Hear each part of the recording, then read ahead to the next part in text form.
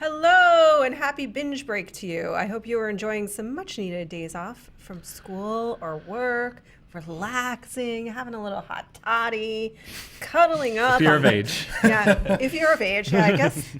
Caveat. Or if you're a mall Santa, crunch time. Crunch time, yeah. Fun fact, not Diet Coke, hot toddy. Hot toddy. Ooh, start early. Straight whiskey. Mine is just cup full of whiskey, Care to share? but that's every day, really. And then, of course, Spencer's just on cocaine. So. My energy level is a dead giveaway. As always. You should see him when he's not high. It's comatose. It's like a lichen just sitting there. If you guys are needing things to watch over the holidays and some recommendations, well, I have two for you. ScreenJunkies and ScreenJunkies News has a variety of entertaining videos that you should watch and stream over the holidays. Yeah. But if you've already done that 3 times from different computers with separate IP addresses, then I suggest this. You should watch some of the wonderful things that are available on the many streaming services like Netflix, Amazon, Hulu, and Spencer Gilbert is going to start us off with his first recommendation. Sure. This one doesn't count as my recommendation because we've talked about this over and over again in so many different videos. But watch Killing Eve. It's the best show of the year. It's the whole season 1 is on Hulu. Check it out. But I'm going to shout out a lesser-known series, a series that was just canceled after 2 seasons, but I feel like it deserved more and more people needed to hear about it. It's called Detroiters, and it's on Comedy Central, or was on Comedy Central. And this is like, God, I don't know. It's like Anchorman meets Mad Men, I guess is the way I describe it. It's 2 guys who they inherited their dad's ad agency in Detroit, and they make really stupid local low-budget ads.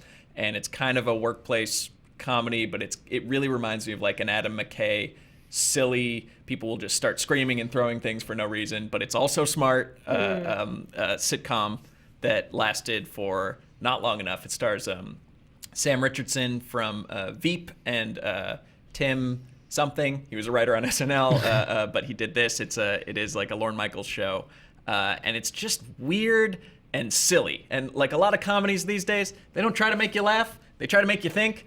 This one definitely puts jokes first, and but not in like a laugh track frenzy kind of way. Like it is a single camera show, really great performances, and it's just like 2 guys having what looks like the most fun together. So track down Detroiters and give it some love. All right, I like it. What do you got, Dan Murrell? There's a show on Netflix that's been up for a while. They're making more of it because it was so well received. That I think if you are somebody of our age, you will have. It's a great nostalgia hit, and that if you're younger than us, I think it's a great look at how the pop culture of today got its start. It's called The Toys That Made Us. Love this show. And it's a documentary show, and each episode is based on one line of toys. It's Transformers, Star Trek, Star Wars, Lego, G.I. Joe, Barbie, Hello Kitty, and He-Man. I think that's all of them. And it basically goes into like they talk to the people that actually created them, and it's fun to see. Like each episode is different because the stories are always different. Like He-Man, it's about like there's like this whole debate over like who came up with the name He-Man and who invented this, and the fact that like when Transformers was made, they just literally locked a guy in a room for an afternoon and said come up with 100 names of things, and that things like Optimus Prime and Megatron or Skeletor, like these toys that became so popular, were literally just some guy going like I don't know, Starscream, he's a plane, I don't know, I have like they had like 48 hours. And they have to just poop these things out, and then they become these massive hits. But like, so those are fun, like the big ones. But weirdly, the ones that I found the most interesting was like, I've never owned a piece of Hello Kitty merchandise in my life. You have not lived, sir. You are missing out. I knew nothing about Hello Kitty, but the Hello Kitty episode I thought was fascinating because I didn't know anything about it and this idea, like where it came from, and but how Dan it is got a to be huge such a Kuro huge Kuropi success. fan. Yeah. His whole room Massive. is Kuro Kuropi. I had Massive. so much Hello Kitty. Oh man. So it's just sounds such a on great brand. look. Yeah. And it's weird. They all tie in together, and they're like I said, they're making more of these. I think they're going to do Ninja Turtles. They're going to do a bunch more. But the 8 that are up there are really fun and really interesting. And even if you're like a Star Wars fan, yes, they go into the whole thing about they didn't have enough and George, like that's part of it, but it's also like directly talking to the people that actually made the toys, why they made the decisions. And I think it's really cool. And like I said, even if you didn't have those toys, it's the stuff that is being made now as film and TV, and you probably have new versions of these toys. So I think it's a really full, fun show. 8 hours. It's a nice day. It's a good day worth of binging. I highly recommend it. Nice and relaxing. Yeah.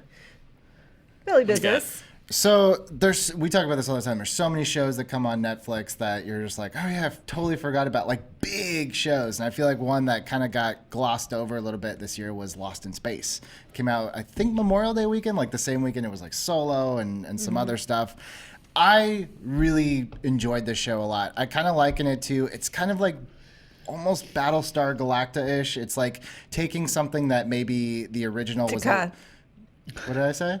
Galacta. Thank you, Roth. Galactic. I was Battlestar suffering silently Galactica. over here, and I Battlestar didn't say Galacticus. anything. But yeah. I'm talking very quickly. No, I'm sure you're the comments already got to me before you did, so it's all good. I think I'm a little ashamed. What am I talking about? Battlestar Battlestar Galactica. Galactica. You're talking Lost about in Lost in Space. Space. Oh, where it's the same concept where they took something that, if you look at like the originals now, it may seem a little dated, a little hokey, a little campy, whatever it may be, and then they really updated it.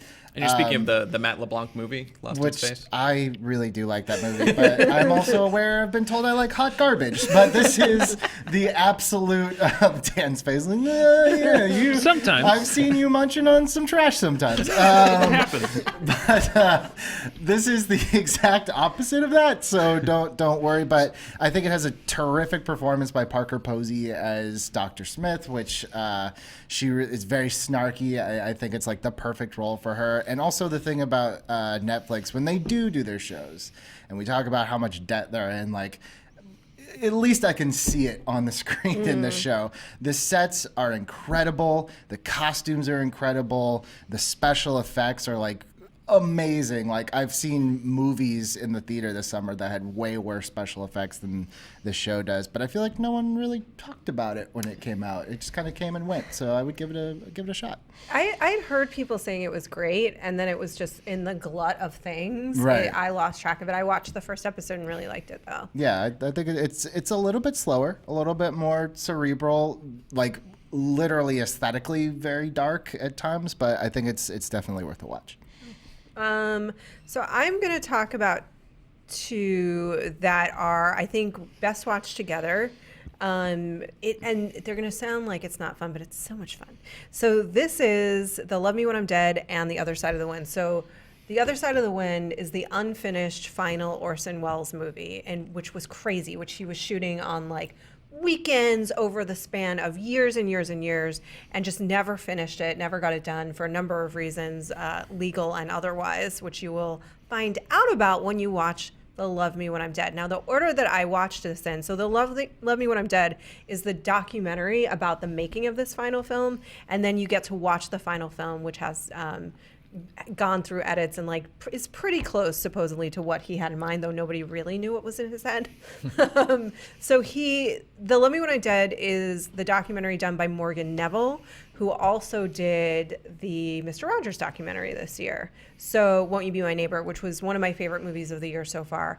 And I think I've talked about this before, but that film perfectly captures the essence of Mr. Rogers. And what's amazing about this filmmaker, Morgan Neville, is that then The Love Me When I'm Dead feels like a very different movie, and it perfectly captures who you assume Orson Welles was, which is like just genius, crazy, kinetics. Like there's scenes in the movie where the actors just don't even know what's going on. He recast a role, by the way. He had an entire main character, shot half of it with him, with one actor. He left and he recast it with, you know what, I don't want to spoil anything because it's too fascinating to watch. It's basically life is mirroring art, and the reverse is also true throughout the making of the film.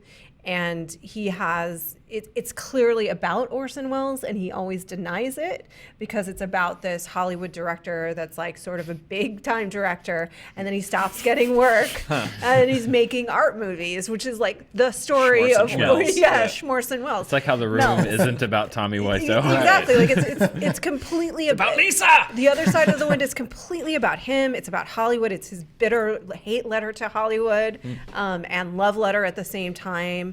He is making very pointed jokes at himself, at his own friends, at like the French New Wave, because there's a movie within the movie in The Other Side of the Wind that's so dumb and artsy, and it looks like the worst of Terrence Malick. I know when he's good, but I also know when he sucks. Not French New Wave. He's not French New Wave, but Terrence Malick was riffing on the French New Wave, right? They were all informing each other. Yeah. So it's riffing. Orson Welles is kind of making fun of the French New Wave, and he's shooting this movie that now looks exactly like any given perfume commercial of today, which looks exactly like, frankly, Knight of Cups by Terrence Malick. So you see, it's the circle of life.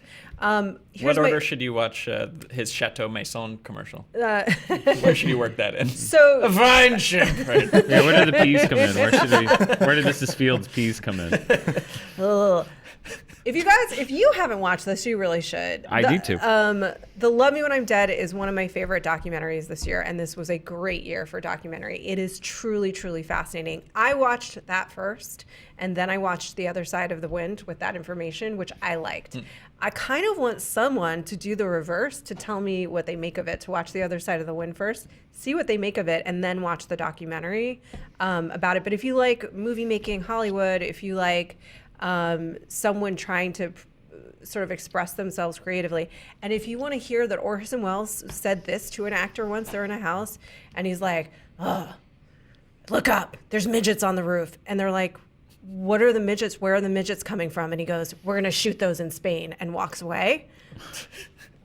All right. That's a weird mic drop, but I'll take it. Imagine what that movie is. It's just the most amazing, fascinating look at so many parts of this industry. Cool. Is it back to me? Yeah, I'm looking at started you. us off, Yeah. right? Okay. Yeah. All right. My second show. I feel like you guys were just mocking my whole entry, but go ahead. No. That's we'll definitely circle back to that one over the break.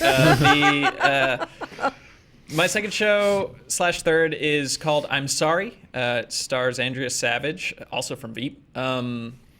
This show kind of took over for me from Louis, which is like a very frank, very funny parent show. Like a person raising their children is the theme of the show. And she's, I'm not a parent, but she's a comedy writer, and she plays one. And I technically am one of those. And it's very funny to me to see like how different those two jobs are, and how you really need to turn your filter on and off, or not in her case, and the kind of trouble it gets you in, because she's going from these like, her writing partner's like the most foul-mouthed, like he's one of the guys from The League, I can't remember his name, just like F-bombs and all this stuff. And by the way, this is on Netflix, season 1.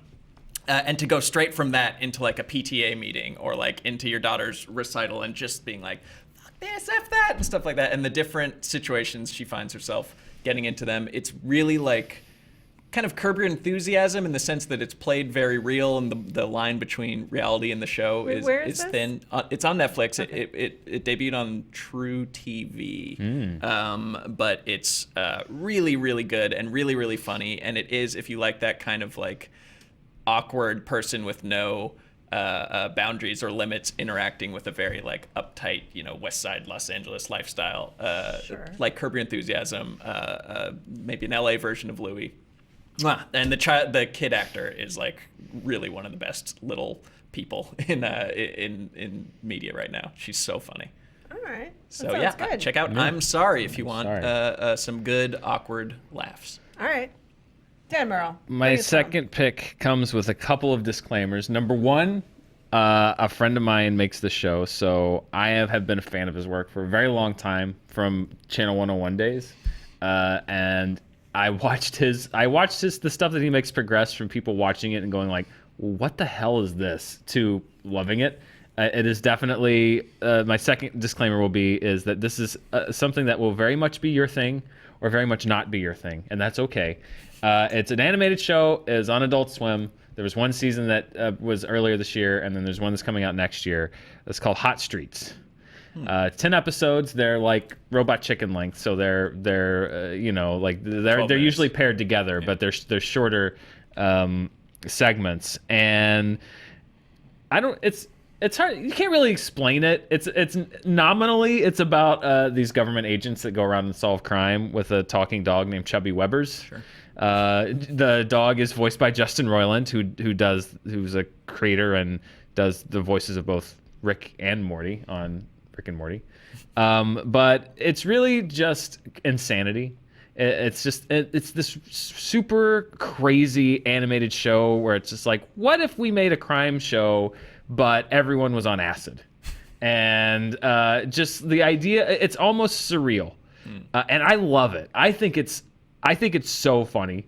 There's a lot of people that have watched it and been like, what is this? Like, I don't understand it.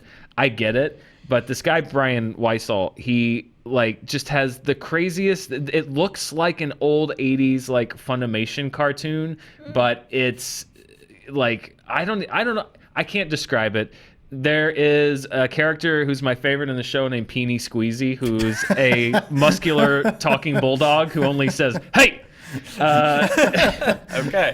That's the kind of show that you're dealing with. But just the team behind the show, the voice talent. One of the writers is Nick Carosi, who was one of the people behind Clip Cup, which I know is one of your favorite things ever. And like, if you've ever seen Clip Cup, which was on, what was Clip Cup? Funny or Die, which was on Funny or Die. People did not get the joke. Exactly. Like if you've ever seen Clip Cup, it's sort of on that same. It's just like taking something that people know and just completely going insane with it. I love this show so much, and but I would just say give it a chance. Watch two, watch two, and then if 2 episodes in you're like, you know what, this is not my speed, like that's totally cool, but just let it grow on you, because at first glance it's going to be like, what? But I'm telling you, I think it's brilliant.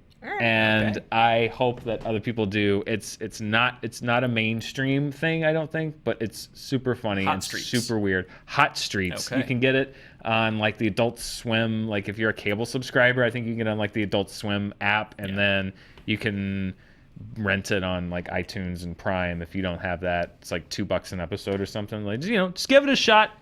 I think it's worth it, and it's gonna be one of those things that like, if you find it, it's going to feel like it was made for you, because it's just that weird and crazy and offbeat. I'm going to kick the hornet's nest here with my second pick. Ooh. Yeah. As of this taping, I have not seen Aquaman yet, but know thyself, I will be in full Aquaman DC mode. I'm a DC and Marvel guy, but I grew up a DC guy. So my binge is actually kind of threefold. I'm going to say, just at least for a month, go get that DC streaming app, because there's 3 things that I would say. First, Titans. I know it was the fun thing at Comic-Con to piss all over, and that first episode came out and it was the fun thing to piss all over.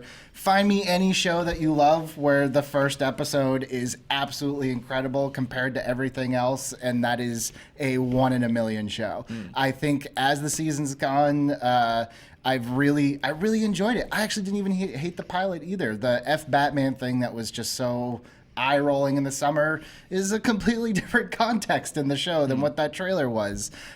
So I really enjoyed Titans. So there's a show that, look, even if you're morbidly curious, it's just a cool another outlet for characters that of all the DC characters, we haven't seen most of those adapted yet in a live action. So there's that. But if that's still not your cup of tea, everyone seems to agree that a majority of the DC animated films are pretty awesome, but there's a lot that maybe you missed. They're all on there. You can watch the Dark Knight Returns 2-parter, which is incredible and dark. Then there's some other ones you maybe haven't seen, like Green Lantern First Flight. Nathan Fillion is Green Lantern. The Wonder Woman animated movie, which I think is just as good, maybe even in some aspects a little better than the live action one. So you got that. But then if all that doesn't even get to you, and you're just like, I just want to read some old comics, they have years of old DC comics. Like you can go read like OG 40s Batman. You can read, like the Scott Snyder Batman. You can read Aquaman if you're like, I know nothing about this dude.